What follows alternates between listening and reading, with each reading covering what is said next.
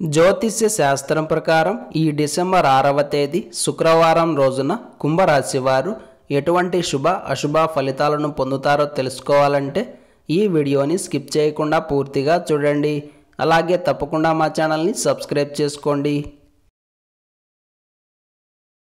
ఈ డిసెంబర్ 6వ తేదీ కుంభరాశి వారు ఆరోగ్యం విషయంలో జాగ్రత్తగా ఉండాలి. కొన్ని చెప్పుకోలేని అనారోగ్య సమస్యలు మిమ్మల్ని వేధించవచ్చు. ముఖ్యంగా కండరాల నొప్పులు, కాళ్ళు పీకడం లేదా లాగడం, తిన్నది సరిగ్గా అరక్కపోవడం, గ్యాస్ సమస్య ఎక్కువగా ఉండడం, వీపు నొప్పి రావడం లాంటి సమస్యలు అధికంగా ఉంటాయి. అలాగే టైంకి భోజనం చేయలేరు. పని ఒత్తిడి వలన నిద్ర కూడా సరిగ్గా పట్టదు. ఒక్క ముక్కలో చెప్పాలంటే వేలకు నిద్రాహారాలు లోపిస్తాయి. కాబట్టి చిన్న చిన్న అనారోగ్య సమస్యలతో కూడుకున్న ఇబ్బందులు ఉంటాయి. మానసిక ప్రశాంతత లోపిస్తుంది. బాగా బాధపడతారు. మానసిక వేదన ఎక్కువ కావడం వలన లేనిపోని ఆలోచనలు వస్తాయి. ఏంటో ఈ జీవితం, బండెడు చాకరీ చేయాల్సి వస్తుంది, జీవితానికి రెస్ట్ లేదు, బ్రతికి ఈ బ్రతికే బ్రతకాలా అని ఆలోచిస్తారు. మళ్ళీ జన్మంటూ ఉంటే మనిషిగా మాత్రం పుట్టకూడదు అని కోరుకుంటారు. అయితే ఈ బాధలు మామూలే కాబట్టి ఇలాంటి ఆలోచనలను పక్కన పెట్టి భవిష్యత్తు మీద దృష్టిని పెట్టడం మంచిది.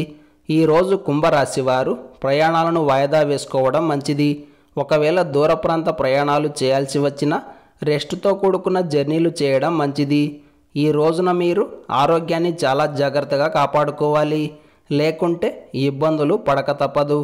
మొత్తం మీద చూసుకుంటే ఈ శుక్రవారం కుంభరాశి వారికి శ్రమ ఉంటుంది, కానీ ఆ శ్రమకు తగిన ఫలితం లభించదు. ఈ శుక్రవారం రోజున కుంభరాశి వారు గోధుమ రంగు దుస్తులను ధరించకండి. చంద్రశేఖర అష్టకాన్ని పారాయణం చేయండి. ఈ శుక్రవారం రోజున ఉన్నటువంటి దివ్యమైన తిథి పంచమి, నక్షత్రం శ్రవణ నక్షత్రం, రాహుకాలం ఉదయం 10:30 నుండి 12 వరకు, యమగండం మధ్యాహ్నం 3 నుండి 4:30 వరకు. అలాగే ఈ రోజు యొక్క శుభ సమయాలు మధ్యాహ్నం 1:40 నుండి 2:20 వరకు. సూర్యోదయం ఉదయం 6:33, సూర్యాస్తమయం సాయంత్రం 5:41. ఈ రోజు యొక్క పంచాంగం ప్రకారం నిశ్చితార్థాలకు, వివాహాలకు, గృహ ప్రవేశానికి, అగ్రిమెంట్ల వ్యవహారాలకు, క్రయ విక్రయాలకు, వాహన కొనుగోళ్లకు, నూతనమైన ఔషధాలను స్వీకరించడానికి, లోన్లకు, పరిచయాల వృద్ధికి కాలం అనుకూలంగా ఉంది. అలాగే ఈ రోజంతా శుభప్రదంగా సాగడానికి, అన్ని పనుల్లో విజయం సాధించడానికి మీ ఇంటికి సమీపంలో ఉండే శ్రీ వెంకటేశ్వర స్వామివారి ఆలయానికి వెళ్ళి లేదా రామాలయానికి వెళ్ళి స్వామికి తులసిమాలను సమర్పించి తీర్థ ప్రసాదాలను స్వీకరించాలి.